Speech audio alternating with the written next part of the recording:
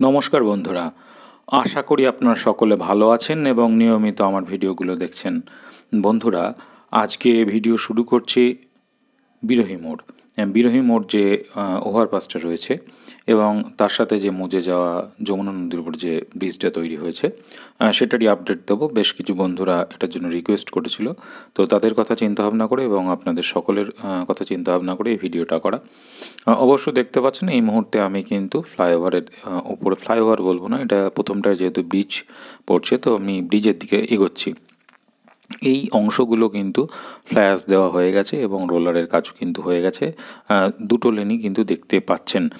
সামনের দিকে কিছুটা অংশ আগালে বুঝতে পারবেন, কিছুটা অংশ কাজ এখনও কিন্তু বাকি আছে, কিন্তু বাঁদিকের লেনের যে ব্রিজটা ওই কিন্তু হাইট পর্যন্ত এই মুহূর্তে মানে ফ্ল্যাশ দিয়ে কিন্তু লেভেলিং করা হয়ে গেছে। এখানটায় আমি গাড়িটা রাখছি, কেননা সোজা যাওয়া যাবে না, এখানে দেখছি অমসৃণ হয়ে আছে আর সবে সবে যেহেতু বৃষ্টি হয়েছে তো এই জায়গাটায় অল্প জল কাদা কাদা হয়ে রয়েছে, তো স্লিপ হতে পারে। আমি এখান থেকে হেঁটে যাচ্ছি।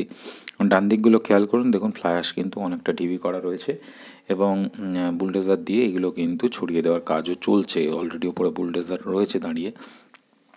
আর এদিকে দেখতে পাচ্ছেন, বাঁদিকটা খেয়াল করুন, এদিকে কিন্তু একদম যে গার্ডওয়ালগুলো কিন্তু একদম ফাইনাল লেভেল পর্যন্ত চলে এসছে এবং তার উপরে যে কাজটা করে সামান্য একটা ঢালাইয়ের আস্তরণ দিয়ে দেওয়া হচ্ছে। এটার জন্য কিন্তু কাঠগুলোকে মেরে দেওয়া হয়েছে, প্লাইগুলোকে মেরে দেওয়া হয়েছে।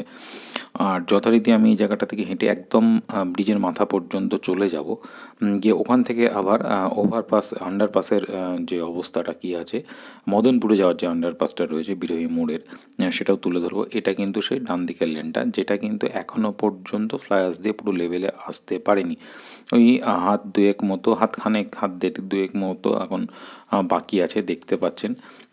আমার এই জায়গাটায় কিন্তু ফ্লাইওভার দিয়ে মোটামুটি লেভেল করে দিয়েছে এবং এটার উপরে ওই যে বুলডোজার গেছে দেখা যাচ্ছে যে এইগুলোর ওদের চেনের দাগগুলো রয়ে গেছে এর উপরে।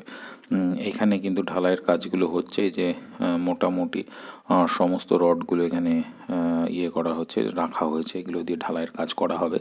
ওই যে সামনে রয়েছে জেসিবি যাচ্ছে আসছে এদিকটা।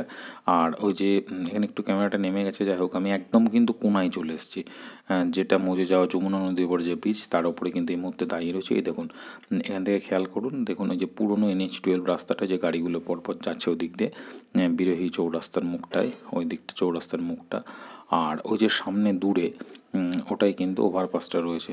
যদি এই জায়গাটা আমার জুম করা হয়নি তো একটু হয়তো বুঝতে অসুবিধা হবে। এইখানে কিন্তু কিছুটা কিন্তু ডাউন হয়েছে এই জায়গাটা, কারণ এই জায়গা থেকে আগে ফ্ল্যাশের লরিগুলো উঠছিল, উঠে এখানে ফ্ল্যাশগুলো ঢালছিল।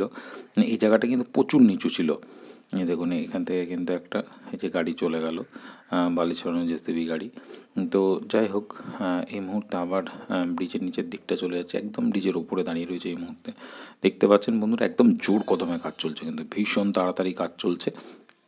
যদিও কয়েকদিন বৃষ্টির জন্য একটু স্লো হয়ে গেছে কাজটা, কিন্তু কাজটা চলছে আলটিমেট। এটা একটা কিন্তু খুব খুশির সংবাদ।